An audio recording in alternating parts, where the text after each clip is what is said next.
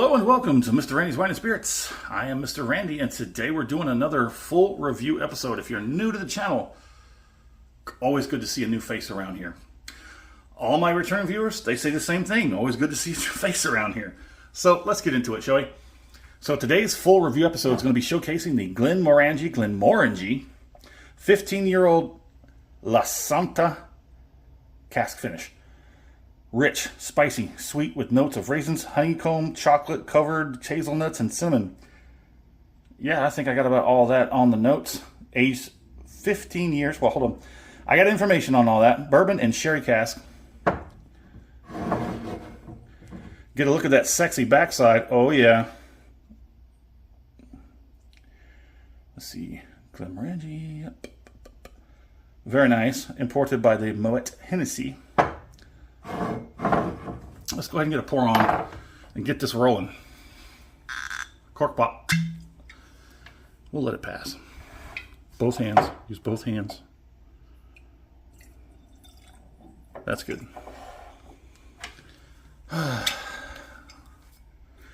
love Glenmorangie. Yeah. So next up, if you've been following along on the channel, we did the 10. I didn't like the 10. It was a hard pass for me. That was a long time ago.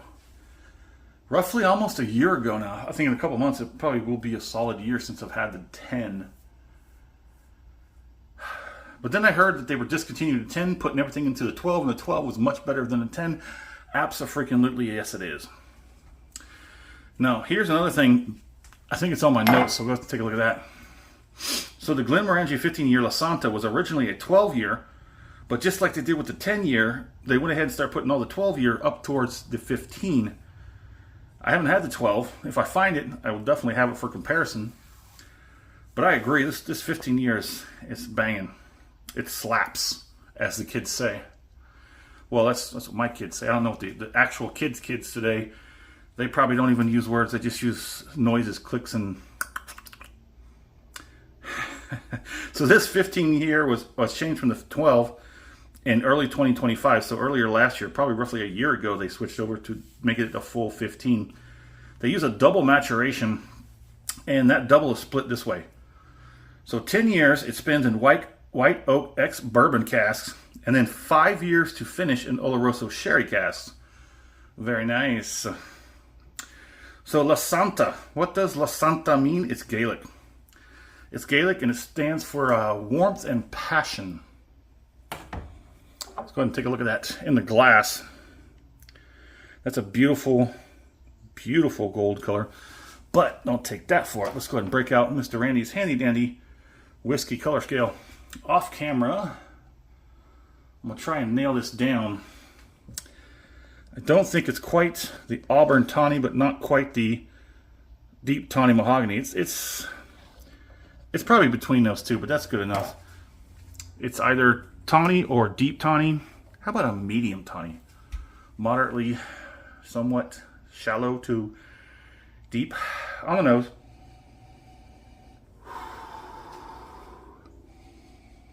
Sweet orange. It's got that orange candy orange with some honeycombs, raisins. Yeah. Cinnamon and cloves. Yeah, everything it says on the bottle right there. Can confirm that. I can confirm pretty much everything on there. It's beautiful, beautiful, beautiful scotch. Oh, it makes me want to go out and get that. Was that La Quinta? Or am I thinking about the hotel? I've been looking at hotels a lot in the past couple of weeks. So, seen a few La Quintas. What is that called? I can't remember it off the top of my head. But, you know, it's the 14-year. This one was done in, what was it?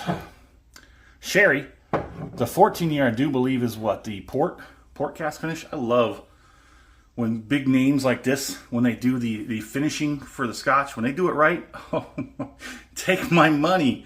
Shut up and take my money. Oh, it's got a beautiful nose. Let's go ahead and get it on the first palating, that acclamation palating. Here we go.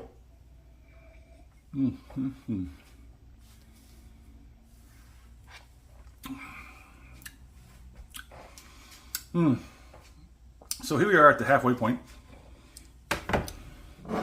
When we do the full review, we drink it down from off the rip. We stop in the middle part. I go online. I actually found quite a bit to talk about this bottle. I come back. We talk about it. I score it. We continue to drink it because we're working on the final pour. It's a sad day, but it's a glad day. Why is it a sad day? Because the bottle's gone. Good day is we get to replace it with something else. New experiences are always good. Let's go ahead and... Yeah, so let's go ahead and get that second palating.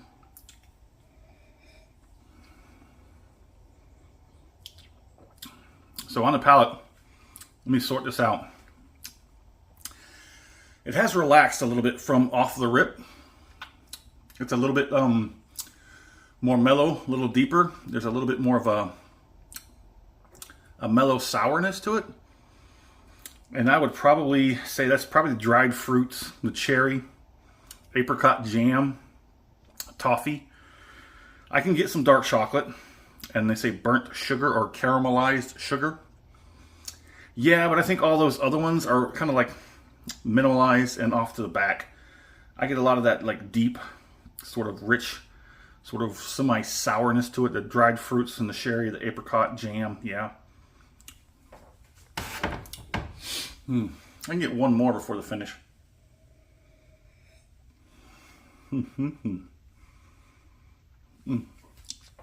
Sorry, I forgot to give you a look at the glass. Okay. Just a little head tapper.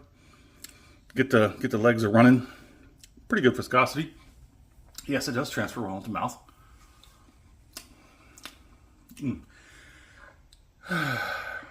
If you like the videos, go ahead and hit the like button so that way the algorithm knows that you like the stuff and maybe it'll show you some more just like it. If you want to see more of my videos, go ahead and subscribe to the channel. That way, as soon as I finish these videos and I upload them and I send them out into the wild, they come right to you like homing pigeons. I'm a bird. I'm a bird. Okay, let's do the finish.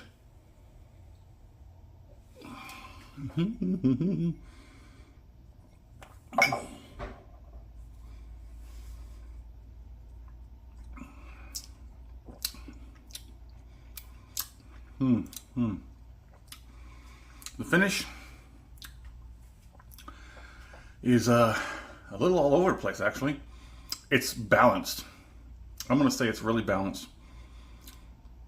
I'm getting some good tongue action. Haven't had some good tongue action in a while. Giddy. Good on the back end. We got some heat building up back there. We got cheeks. Cheeks are nice and good, solid. I'll say it's trying to push a 3. I don't think it's going to make a 3. The gums are a good solid 2. Lips are maybe a good 1.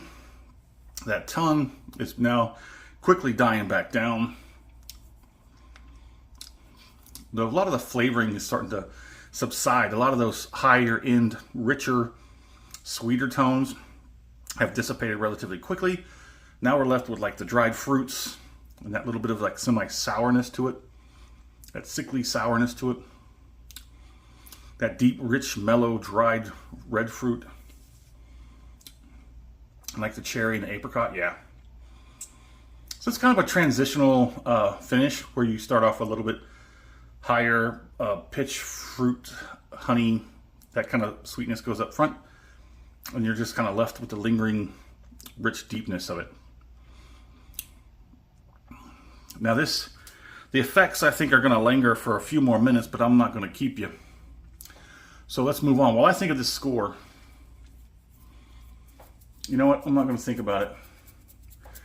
I'm going to give it maybe I do need to think about it. I really want to give it a week 5. A week 5 out of 5. I would really love to, but I feel like the drop from off the rip to the midsection, and now I'm very much anticipating it to mellow out a incredible amount more once we get down to the final pour.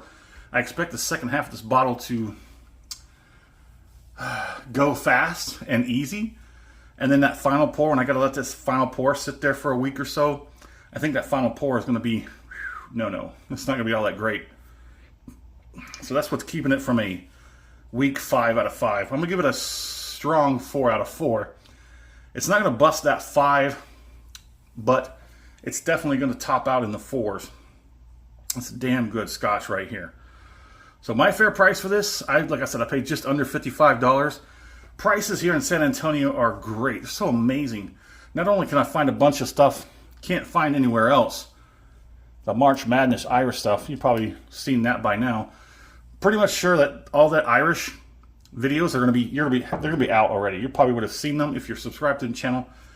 You've probably already seen them. They will be released before this one will, for sure.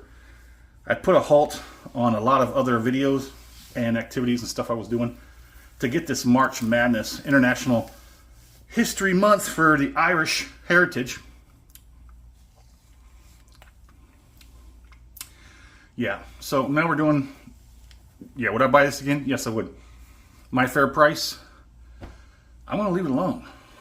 I probably would like it a little bit better if it was like 50 instead of like just under 55 out the door. If it was like 50 or under 50 out the door, it'd be amazing. Well, there it is. I think it's about done now.